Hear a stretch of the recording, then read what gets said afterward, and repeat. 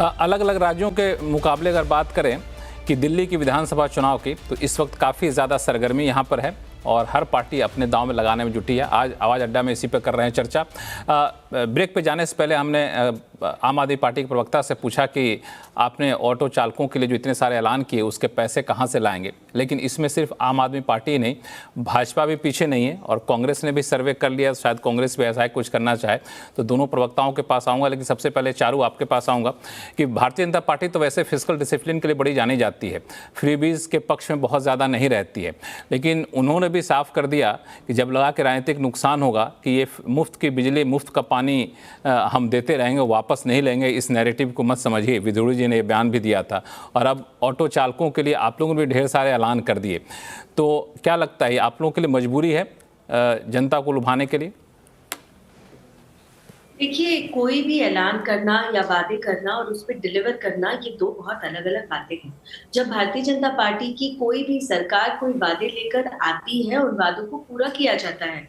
लेकिन आम आदमी पार्टी का हमने कुछ इस तरीके का सिलसिला देखा कि आप पानी के वादे तो कर देते हैं, लेकिन नलों में जब पानी आ ही नहीं रहा तो आप उस पानी को मुफ्त बोले या अनमोल बोले, कोई फर्क ही नहीं पड़ता, क्योंकि आपके नल से पानी आता नहीं है, आपको टैंकर बुलाना पड़ता है। जब पानी आता है उसका रंग ऐसा होता है कि मिट्टी ज्यादा साफ लगे।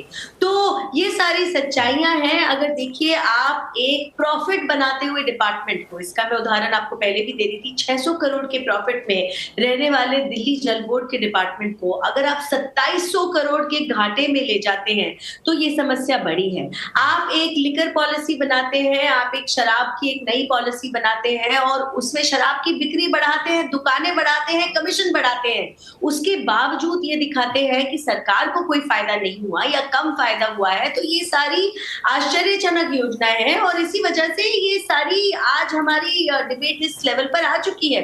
एक बात मैं और कहना चाहती हूँ, कई बार ऐसा हुआ है कि दिल्ली सरकार को फटकार लगाई है कोर्ट से, चाहे वो दिल्ली का हाई कोर्ट हो, चाहे वो हमारे देश का सुप्रीम कोर्ट हो। अभी भी आयुष्मान भारत योजना को लेकर दिल्ली सरकार को ये कहा गया है कि भाई क्यों नहीं आपने लागू होने दी है योजना अपने प्रदेश में, क्यों आप लोगों को इसके लाभ से दूर रखते हैं, ऐसी आपको क्या राजनीति करनी है। तो ये सारे मुद्दे बहुत महत्वपूर्ण हैं। आप संजीव कौशिक जी जवाब दीजिए, फिर मैं जाऊंगा। हमारे पास नीरज मिश्रा जी काफी देर से इंतजार कर रहे हैं। संजीव कौशिक जी, इनका जवाब दीजिए। देखिए, दिल्ली की जनता संतुष्ट है और दिल्ली की जनता के इलाज के लिए अरविंद केजरीवाल तत्पर है। आप दिल्ली के हॉस्पिटल में या मोहल्ला क्लिनिक से लेकर के तमाम उन हॉस्पिटल में जाके एक बार दौरा करके आइए। मैं यही कह रहा हूं कि भारतीय जनता पार्टी जो बातें कर रही है वो हवाई बातें कर रही है। दिल्ली की जनता के मन में जाके देखिए कि दिल्ली की जनता क्या चाहती है और क्या सोचती है, उसके बारे में एक बार बात कीजिए। लेकिन दिल्ली की जनता के बारे में, दिल्ली की जनता से बात करने के बजाय आप बैठ करके इस तरह की बातें करेंगी तो ये संभव नहीं है कि आपको सच्चाई के बारे में पता चले। जी, आप तक मेरी आवाज पहुंच रही है? हाँ बिल्कुल, आपकी आवाज़ आगे हमारे पास पहुंची। नीरज मिश्रा जी, मैं आपके पास आऊँगा कि अलग अलग पार्टियों ने, पहले आम आदमी पार्टी ने, भाजपा ने अलग अलग ऐलान कर दिए, वादे कर दिए। कई लोग इसको फ्रीबीज कहते हैं, कई लोग दिल्ली के फाइनेंशियल हेल्थ पे एक बड़ी चुनौती कहते हैं। आप लोग अभी अपना मैनिफेस्टो जारी करने वाले हैं, आप लोगों की रणनीति क्या रहेगी? क्या इसी तरह के फ्रीबीज या कुछ बड़े ऐलान करेंगे, क्योंकि यहाँ तो कॉम्पिटिशन बड़ा टफ लग रहा है? लक्ष्मण जी, देखिए, पहले तो मैं चारू का धन्यवाद करूंगा, क्योंकि जब उन्होंने दिल्ली जल बोर्ड के आंकड़े आपके सामने रखे तो वो जो हमारी एडमिनिस्ट्रेटिव कैपेसिटी थी कांग्रेस पार्टी की, उसके बारे में आपके सामने उन्होंने स्पष्ट कर दिया कि हमने इनको जब सरकार दी तो हमने हर विभाग को इतने अच्छे तरीके से चलाया कि वो सरप्लस में रहा करती थी। ये तो आज भाजपा ने भी मान लिया। और देखिए, हम लोग तो इस बात को मानते हैं कि राजनीति में जब आप सरकार में होते हैं तो आपको फिस्कल प्रूडेंस और साथ साथ पब्लिक पॉलिसी का जो प्रूडेंस है आपको साथ रखना होगा। ये देखिए, हमेशा से जो लड़ाई आम आदमी पार्टी ने दिल्ली में बनाई वो हैव्स और हैव नॉट्स की थी। उन्होंने लोगों के बीच में ये कहा कि आपके पास ये नहीं है, हम आपको ये दे देंगे, वो सपना दिखाया।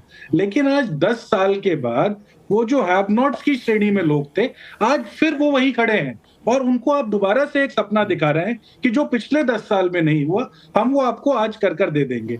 तो ये पब्लिक पॉलिसी की प्रूडेंस के नाम पर आम आदमी पार्टी तो शून्य है। और फिस्कल प्रूडेंस आपके सामने है कि आज जब इनको सेंटर से बोरोइंग करनी पड़ रही है, मैं ये मानता हूं कि इनके पास ये कैपेसिटी नहीं है कि अन्य राज्यों की तरह ये अपने बॉन्ड्स इशू करके पैसा ले लें, क्योंकि थोड़ी बहुत अर्थव्यवस्था हम भी समझते हैं। लेकिन उसके बावजूद, क्योंकि एक सरप्लस वाला स्टेट आपके हाथ में 10 साल पहले दिया गया।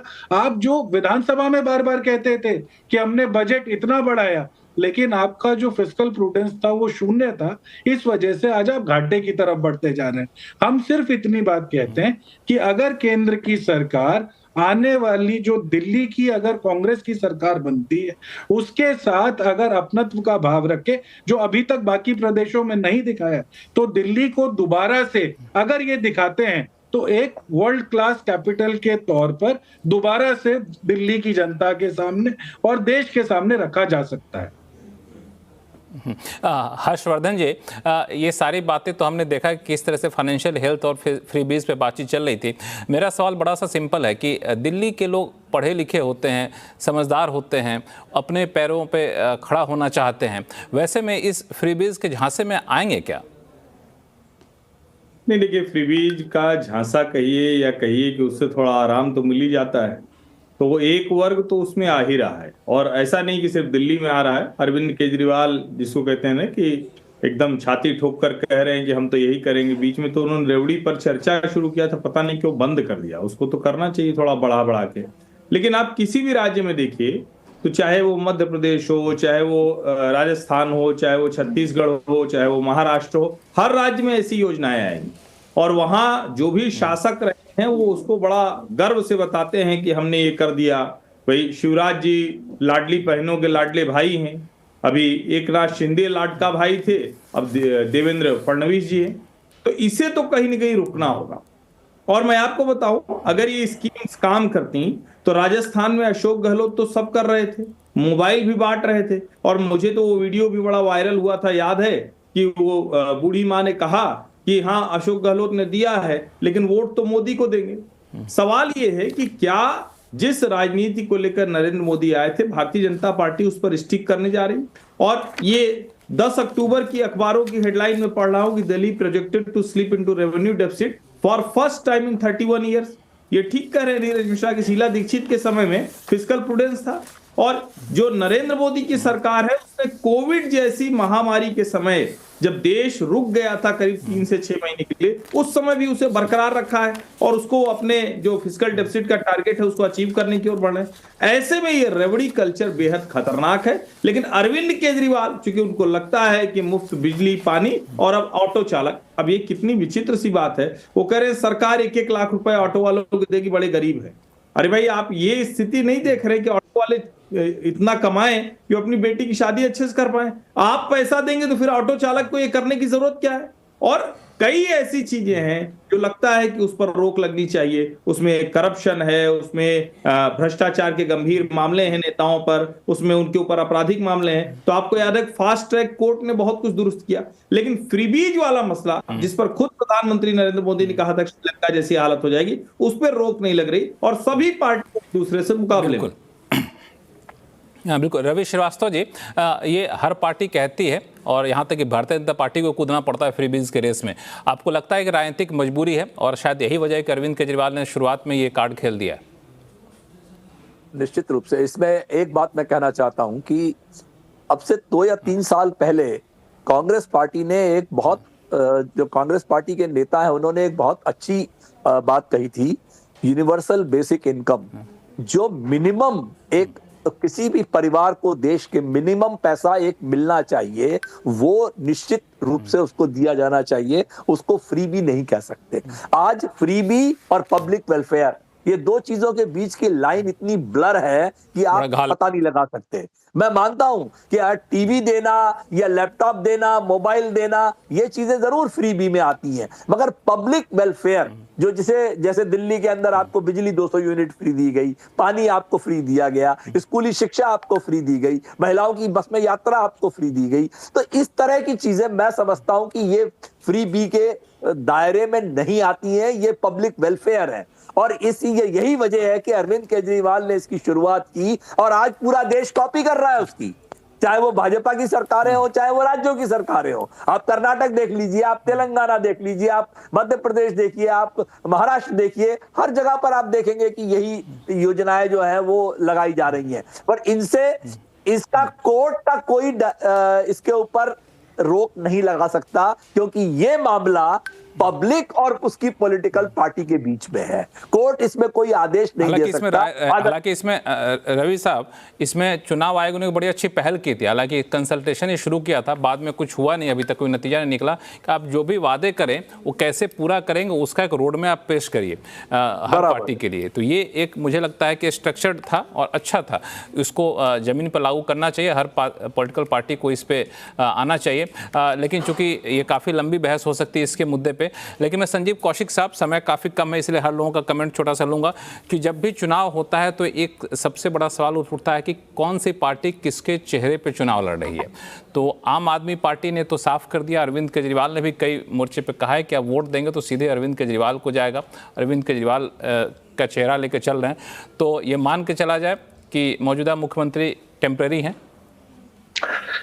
देखिए, अरविंद केजरीवाल जी राष्ट्रीय संयोजक है, अरविंद केजरीवाल जी पार्टी के मुखिया हैं, रीढ़ की हड्डी हैं। अरविंद केजरीवाल जी की ही सोच और समझ और नीतियों को लेकर के पार्टी आगे चलती है। कहने में कोई गुरेज नहीं है कि दिल्ली की जनता ये बात समझती है कि अरविंद केजरीवाल जी को एक झूठे और फर्जी केस में फंसा करके उनको प्रताड़ित करने का प्रयास किया गया, दिल्ली के चल रहे योजनाओं को ब्रेक लगाने का प्रयास किया गया। उसके बावजूद अरविंद केजरीवाल जी वापस बाहर निकले हैं और उन्होंने एक तरह से ये शपथ आप कह सकते हैं कि लिया है कि दिल्ली की जनता पुनः उन्हें स्थापित करेगी और पुनः वो मुख्यमंत्री के तौर पर स्थापित होंगे, कुर्सी पर बैठेंगे और दिल्ली की जनता की सेवा चुनाव जीतने के बाद मुख्यमंत्री अरविंद केजरीवाल होंगे। बिल्कुल निश्चित तौर पे। ठीक है, चारू प्रज्ञा, आम आदमी पार्टी जो सबसे बड़ी प्रतियोगी है आपके लिए, उन्होंने तो अपना चेहरा साफ कर दिया है। भाजपा के लिए एक ड्रॉबैक हो सकता है कि उनके पास कोई चेहरा नहीं होगा, या फिर आपको लगता है कि कोई चेहरा लेकर उतरेंगे आप लोग? अभी तक तो कोई चेहरा दिख नहीं रहा वैसे।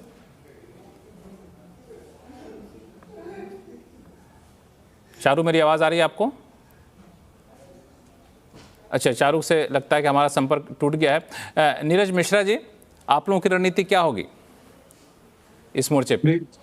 देखिए लक्ष्मण जी, हमारी तो 138 साल पुरानी पार्टी है और हमारे उस 138 साल के इतिहास में जो भी राजनीतिक इतिहास है उसमें हम जब भी किसी चुनाव में जाते हैं जहां हमारा मुख्यमंत्री नहीं होता है वहां हम बिना चेहरे के चुनाव लड़ते हैं, क्योंकि एक विचारों की पार्टी है ना, विचारधारा के साथ लड़ते हैं। तो हमारे लिए तो दिल्ली की जनता के साथ वो न्याय करना है जो पिछले 11 साल से वो वंचित रह गई है। उस न्याय के मुद्दे को लेकर हम सब चलेंगे।